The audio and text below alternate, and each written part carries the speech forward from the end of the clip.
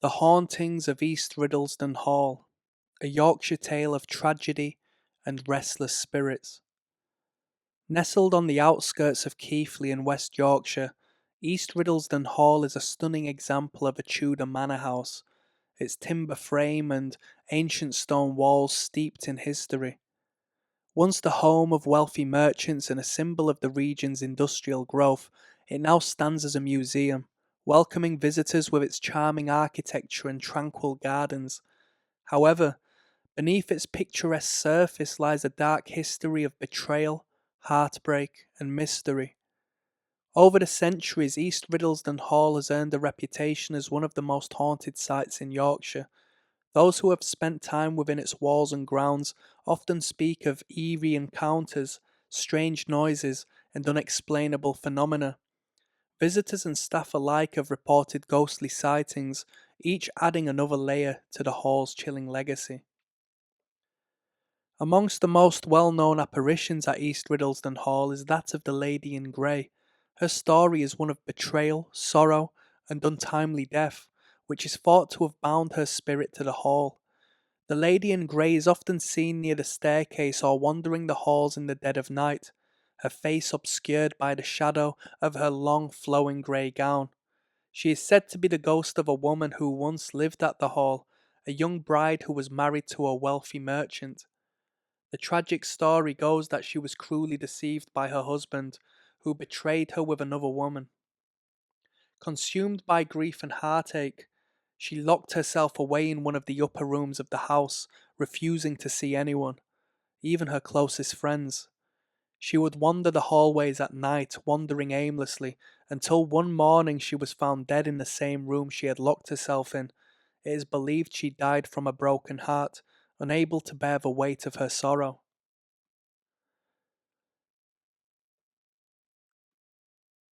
Several visitors have reported seeing the Lady in Grey walking silently through the grand staircase hall, her form moving gracefully yet eerily through the air. On one occasion, a guide leading a small tour group through the building paused near the staircase. He was the first to notice a subtle figure at the top of the stairs, dressed in an old-fashioned gown. When he blinked and looked again, the figure had vanished. Later, another member of the group confirmed seeing the same thing, despite having heard no explanation of the legend beforehand. Another unsettling presence at East Riddlesden Hall is that of a child's ghost, often heard giggling or playing in the empty rooms.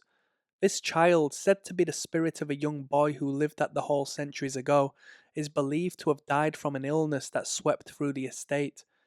The boy's laughter is often heard echoing through the hallways, particularly near the nursery room, where he once played.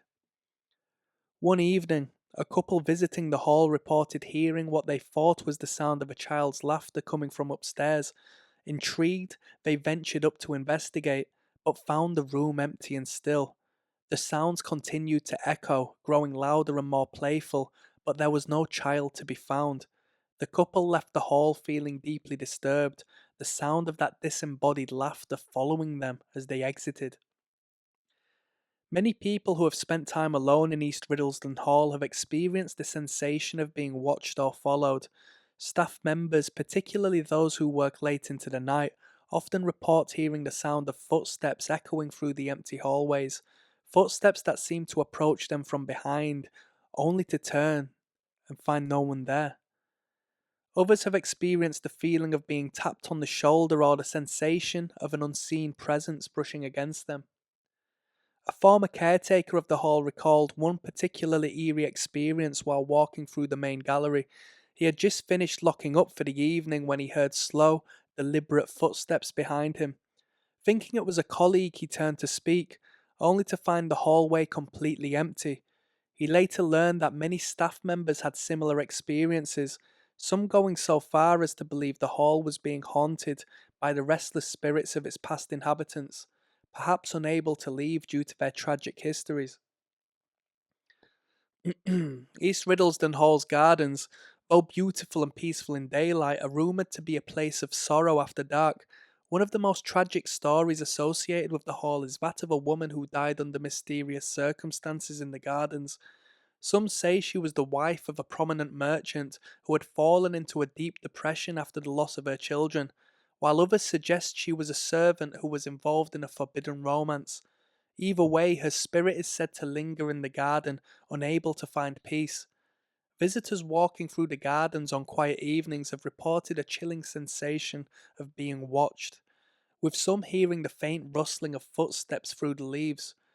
There has also been accounts of a figure seen standing by one of the garden fountains, gazing into the water as if lost in thought. The figure, always a woman in a dark dress, disappears when approached as though she's aware of being seen but chooses to remain elusive. On one particularly foggy evening, a woman visiting the garden with her daughter stopped near the fountain to take a photograph. When she reviewed the picture later, she was horrified to see the unmistakable outline of a woman standing beside them. Her face obscured by the mist, no one had been near them when the photo was taken, and no one else was present in the garden at the time.